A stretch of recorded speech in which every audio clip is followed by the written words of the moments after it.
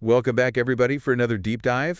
Today, we're going to be looking at something pretty interesting. Yeah. We're going to be looking at some spiritual teachings and how they can surprisingly apply to IT and personal growth. Oh, wow. Yeah, so we're going to be pulling from some excerpts from a text, and we'll talk about that a little bit more. But Sure. I think people are going to be surprised to hear how these seemingly very separate areas Yeah. can really come together in some interesting ways. Yeah, I'm fascinated to see how this all connects. Yeah, and I think it's going to give us some really cool insights on how we can kind of improve our own lives, Okay. both personally and professionally. All right. So we're going to go through 9 key teachings, and we'll kind of dive into each one and see how they can kind of help us achieve better balance and focus in our lives. Sounds good. Okay, so the first teaching that we're going to talk about is this idea of donate the vices to progress. Okay. And the text uses this interesting analogy. It compares our negative habits and thought patterns to outdated buggy code. Oh, wow. Yeah, so, imagine like a program that's just riddled with errors, running super slow, crashing all the time. Yeah, you're basically describing technical debt in software development, right? Exactly, and it's not that different from our own, bad habits that kind of weigh us down. Yeah, definitely. So I want you to think for a second, like, what is your buggy code? What are those things that you're doing that are maybe holding you back? Yeah, good question. Is it procrastination on that documentation that you've been meaning to get to? Oh, yeah. Or maybe getting sidetracked by all those notifications that keep popping up? The text specifically actually calls that out. Did you really? Procrastination on documentation. Oh, wow. As like a common vice in no. IT. And, it seems like a small thing, but bad documentation can lead to a lot of problems. Oh, absolutely. It's like for the whole team. It's like trying to navigate this super complex system, but you don't have the map or the guide. It can be a nightmare. Right. And then when you do finally overcome that procrastination and you write that clear documentation, it's not just about making that project better, but you're also building trust with your colleagues. Absolutely. And that's huge in any team environment. It really is. And it's such a powerful example of how eliminating these impurities, whether it's bad code or bad habits, can really create space for growth and improvement. I love that analogy of donating the vices. Yeah, it's a good one. It really paints a vivid picture. Now, the second teaching, life is precious value, like a diamond. Oh, okay. This one really resonated with me, and the source material here. It emphasizes that life is a constant learning process, even when we encounter these challenges and roadblocks. Yeah, and it's interesting how it compares that to debugging in it. Okay. When you encounter a really tough bug, it can be so frustrating. It can be. But every time you solve it, you're actually adding to your skill set. Right. You're becoming a more experienced developer. It's almost like leveling up in a video game. Exactly. But instead of fighting, monsters, you're tackling these complex technical challenges. Yeah, and just like in those games, each challenge makes you more resilient, more equipped for the next one. I like that. So next time you face a tough problem, Yeah. Try to see it as a learning opportunity. That's a good way to look at it. It's about shifting your perspective and seeing those obstacles as stepping stones. Absolutely. All right, now the third teaching, unity and concentration, brings success. Okay. This one might seem pretty straightforward on the surface, but there's some nuance here. Okay. It's not just about like working hard, but it's about aligning your efforts with a clear direction, especially when you're part of a team. Right. The text emphasizes being courageous and stable in the pursuit of a shared goal. I see. So imagine like an agile team that's working in these focused sprints. Right. Everyone knows the objective, they contribute their skills, and they move forward with speed and precision. Makes sense. That reminds me of a project I worked on where everyone was just so in sync. Oh, wow. It felt like we were operating on a different level. Yeah. We were all laser focused on the same target, and the results were just incredible. And that's what happens, right? When you have that shared vision. It's like a well-coordinated dance. Yeah. Where every move contributes to the overall performance. Beautiful. Okay, now, this next teaching might throw you for a loop. Okay. Balance solitude and being jovial. How do you master both introspection and this entertaining nature? It sounds almost contradictory. Right, it does. But think about it. Okay. In IT, you have roles like software testers who require this deep focus to analyze code. Yeah. But they also need strong communication skills to collaborate. To work with others. Right, exactly. So it's not about being like a hermit or a party animal, but finding that balance. That sweet spot. Right, between that deep thinking and positive interaction. Yeah, I like that. Now, this fifth teaching, transform impurities into opportunities. Okay. This one might seem a little bit abstract at first. But think about it like a CI/CD pipeline. Okay. You have this raw code that goes in. Right. And through continuous testing and integration, it transforms into this polished product. Yeah. It's this beautiful process of refinement. I see where you're going with this. So you're saying that even our imperfections can be valuable if we learn from them. Exactly. And about turning those bugs into stepping stones for improvement. Like little gifts in disguise? In a way, yeah. Yeah. And in IT, every error, every bug fix, it contributes to a more robust system. Make the system stronger. Right. And similarly, in life, each mistake is an opportunity to learn and adapt and grow. I love that. Yeah. That's a great takeaway. It is. Okay, so we're halfway through these 9 teachings, and wow, I'm already seeing how they can apply to my own work. Yeah, they're pretty powerful. They are. And this next one, build a habit of focused remembrance.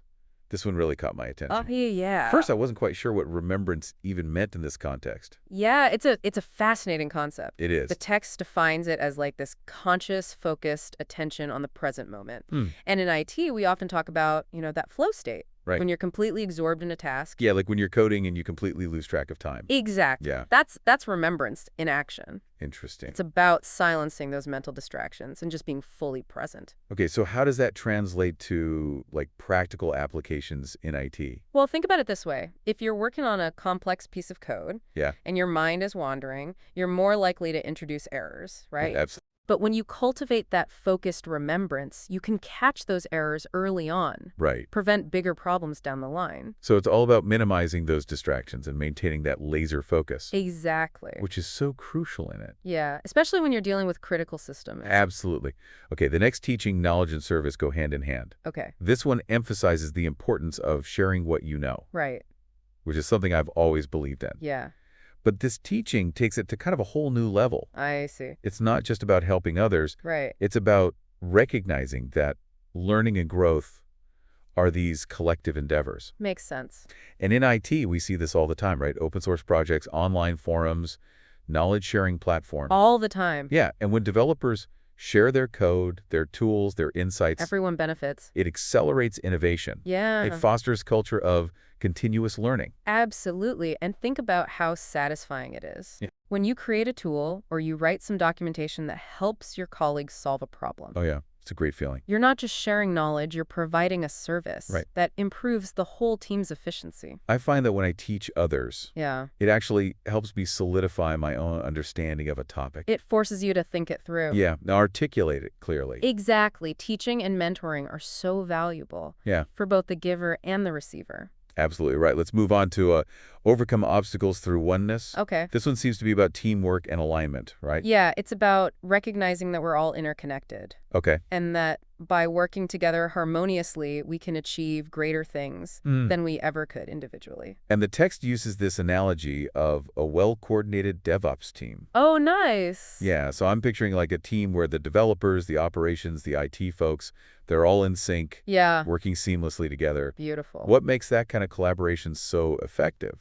Well, when everyone's aligned on the goals, understands their role, communicates effectively. Yeah. It creates this powerful synergy. Right.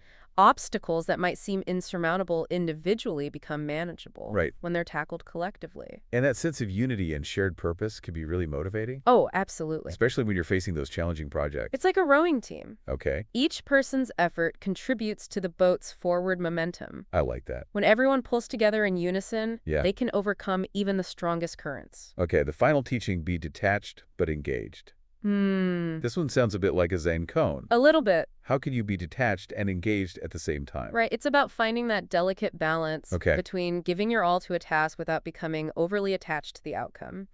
And in IT, we often deal with these high-pressure situations, tight deadlines. Oh, yeah. I know that feeling. Right. Sometimes it feels like the weight of the whole project is on your shoulders. Absolutely. But if you can maintain a sense of detachment from those external pressures, you can focus more clearly, make better decisions. So it's not about being apathetic or indifferent. Not at all. It's about finding a way to stay grounded and centered Exactly. amidst the chaos. Right. That reminds me of the importance of work-life balance. Yeah. When I'm feeling overwhelmed, it helps to just step away from the computer, take a break. Absolutely. Reconnect with things that bring me joy and peace. That's a great example of detached engagement in action. Okay. You're still committed to your work, Right. but you're also taking care of your own well-being. Before we move on, I want to just take a moment to reflect on these 9 teachings. Yeah. It's amazing to me how this ancient wisdom can be so relevant to our modern lives, especially in the fast-paced world of it. Right.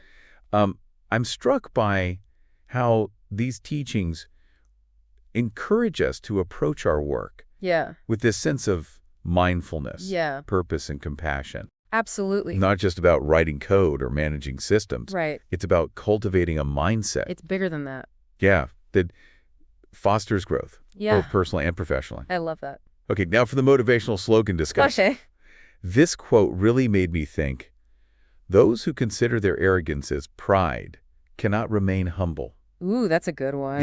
It's a powerful reminder that humility is so essential for growth, especially in a field like IT, which is constantly evolving. Yeah, arrogance can blind us to our own shortcomings, prevent us from learning from others. It's easy to get caught up in the hype of new technologies or become overly confident in our own abilities. Right.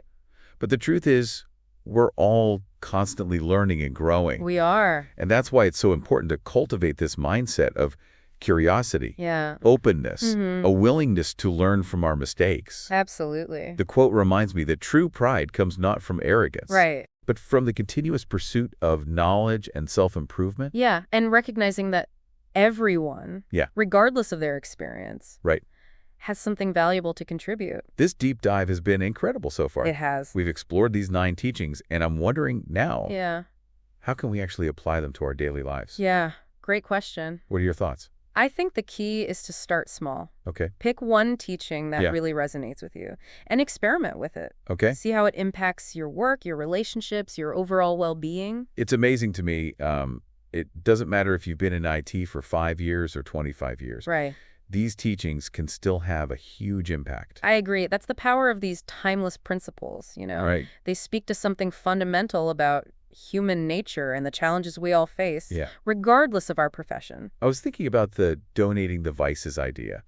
What if we applied that concept to a team setting? Oh, okay. Interesting. Like, what if we had a bug bash, not just for code, but for our own bad habits as a team? Oh, I love that. That's a brilliant idea. It could be fun and insightful to identify those unproductive patterns that are slowing us down. And brainstorm strategies for replacing them with more positive habits. We could even gamify it. Oh, we could totally gamify it. Whoever identifies the most bugs wins bragging rights. I like it. Or a cool prize. Yeah, and it could be a great opportunity to foster that culture of continuous improvement. Absolutely. Not just for our code, but for ourselves as a team. I love it. This whole deep dive has been eye-opening for me. Yeah, me too. I feel like I have this whole new set of tools for approaching my work and my life with more intention and purpose. These teachings aren't just about becoming a better programmer or a more efficient project manager. They're about cultivating a mindset that empowers us to thrive. I agree. In all areas of our lives. And I love how they encourage us to embrace the journey. To see those challenges as opportunities for growth. Absolutely. And to never stop learning. It's about finding that balance between striving for excellence and accepting our imperfections. It's about being present, being engaged, and being compassionate towards ourselves and others. Well, folks, it looks like we've reached the end of our deep dive for today. Oh. But remember, this is just the beginning of the journey.